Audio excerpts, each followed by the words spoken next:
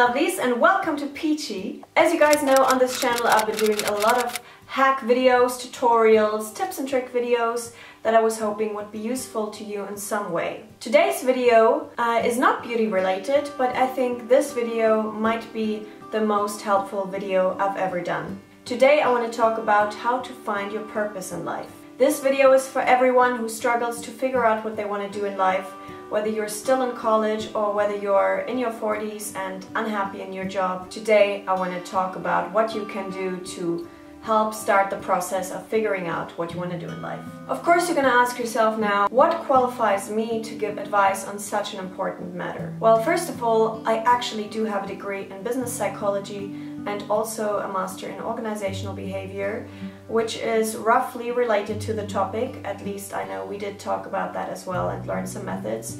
But most importantly, I would say that I have lived through a lot of the popular lifestyles. I have tried them out. I had a 9-to-5 management job where I was really good with money and everything. I lived through university life. I know what it's like to graduate and the opportunities you have and the opportunities you still don't have.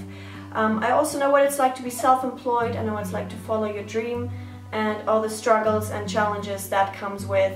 So I think I have a good perspective on what works out or worked out for me and why. Starting off, I think the first thing that is super important to keep in mind is that finding your purpose is an active process. Unless you already know your purpose, then it's not maybe. But for the rest of us, it's an active process. You need to really engage with a topic. I think there's this common disbelief that people think, oh, I'm just gonna take a 3-week vacation in Thailand and it's just gonna come to me. I'm just gonna wait there. I don't think for most people that's how it's happening. I think finding your purpose is about sitting down and really thinking about what it is you like and what you want to do. When I was at university, we were shown that graphic that I found quite useful at the time and which I think might be a good place to start. It consists of these 3 circles. One of them says what I love doing, the other one says what am I good at, and the third one says what can I make money off, or something along those lines. And basically the middle part is the golden kind of area.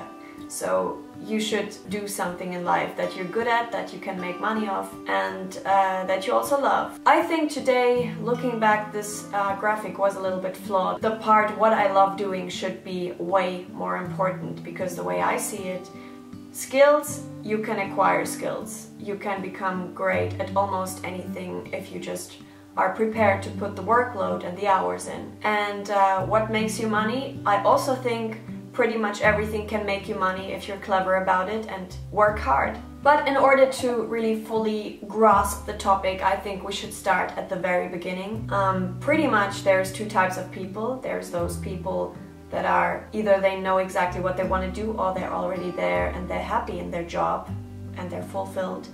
And there's the type of people that are simply not, that don't feel like they have arrived at their destination and that are constantly in search of what it is they really want. Since you clicked on this video, I could imagine you are part of the second category and you are still kind of unsure whether what you're doing is the right thing. Now, I think it's important to still further distinguish that second category into people that actually know what they want in life, that have a dream, but that dream is just not realistic, or it's for whatever reason they're not able to do it, or they think they're not able to do it, and the people that literally have no clue what they want. If you are part of those people that actually do know what they want, but that don't think it's an option for some reason, then I would genuinely urge you to really look into whether it's truly impossible or whether it's just really hard. And when I say investigate, I mean do online research, maybe try to meet up with somebody who's already successful in that field. There's lots of ways, because I personally think if you know what you want and there's only the tiniest chance that you can actually get there and spend your life doing something you love, then you should definitely give it a try at least. If, however, you are part of those people that have absolutely no idea and no clue what they actually want to do in life, then I would start the process by asking yourself two simple questions. The first question is, what activities do I love? What activities make me happy? Do I enjoy? And the second question is, which topics interest me? The next step would be to bring all of that on paper, to really visualize it, write down just randomly, like I said, things you love doing, things that bring you joy, topics you find really interesting. And once you're done with it, and I would really make sure that you have a lot of things on that list. Just, you know, give it some time, don't rush it, make sure you have a good list. Then look at your list and think of the kind of jobs that actually encompass these kind of activities or topics. Again, like I said, it's an active process. It requires some thinking and some research as well, maybe. But once you've done that, I would really try to identify at least 5 jobs or, well, yeah, jobs at the end of the day that suit those things that make you happy, regardless of whether or not it gives you a lot of money, regardless of whether you currently have the skill for that. This is really just to figure out which jobs are, in theory, most likely to bring you that happiness and fulfillment. Once you have done that, the next step is again research. The more information you gather, the more you can predict whether or not you are likely to become happy in that job or profession. Like I said beforehand, there is a lot of stuff online that you can read about specific jobs, whether that's being a doctor, whether that's being a YouTuber or a painter, it does not matter. Also, again, like I said before, meet up with people. You can find them anywhere.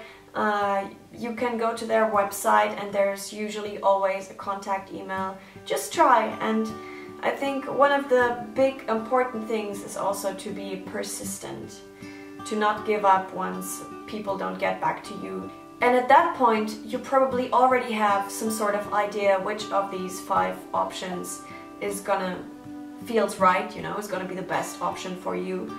And at that point, I would just really go for it and give it a proper try. And with proper try, I mean to really set yourself a designated time frame and stick with it. Say, okay, for 1 year or for 2 years, whatever it is, I am going to stick with that job. I'm going to see the ups and downs, and I'm just really gonna do that job or whatever it is with full commitment. For example, when I started YouTube about 1 year ago, I would spend 8 months uploading 1 video every week, which is actually so much work, especially when you do the kind of videos I do sometimes, the hack videos. It is a lot of work, and literally nobody would care, you know. I would get 100 views if I was really lucky on a video, and I would think, wow, 100 views, my god. And I would not reach 500 subscribers for ages. And then in October, 8 months after I had started, suddenly 1 video started to pick up, and it went in the millions, and subscribers were exploding.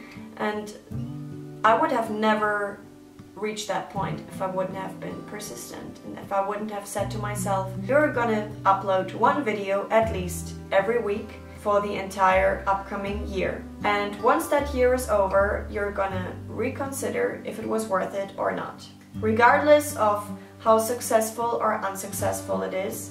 And knowing, of course, how much work it would be, I promised that to myself. Why did I do that? Because I knew that it's easy to quit when things get hard, and I really had to do that contract with myself to just make sure I would persist, because you cannot really expect to find the thing you love and to be successful in it unless you persevere through the hardships.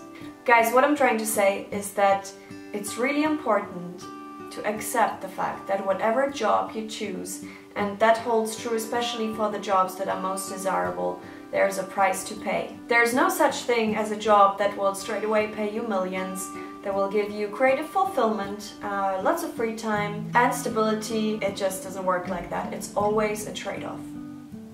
And guys, that was pretty much it for me today. I hope you enjoyed this video, even though it was quite a different video, but I feel like at the moment a lot of people struggle with that question, and I just thought it would be it would be good for me to share my experiences, because I have really thought about this and lived through this question a lot in my life. And on that note, my lovelies, I really hope you found this video somewhat beneficial to you, and definitely let me know in the comment section what your dream is, or what you are currently doing, and if it's the kind of thing you are happy with, or if you have different aspirations. That would really interest me. And otherwise, I'm gonna say goodbye, and I'm gonna wish you a wonderful weekend. Adios!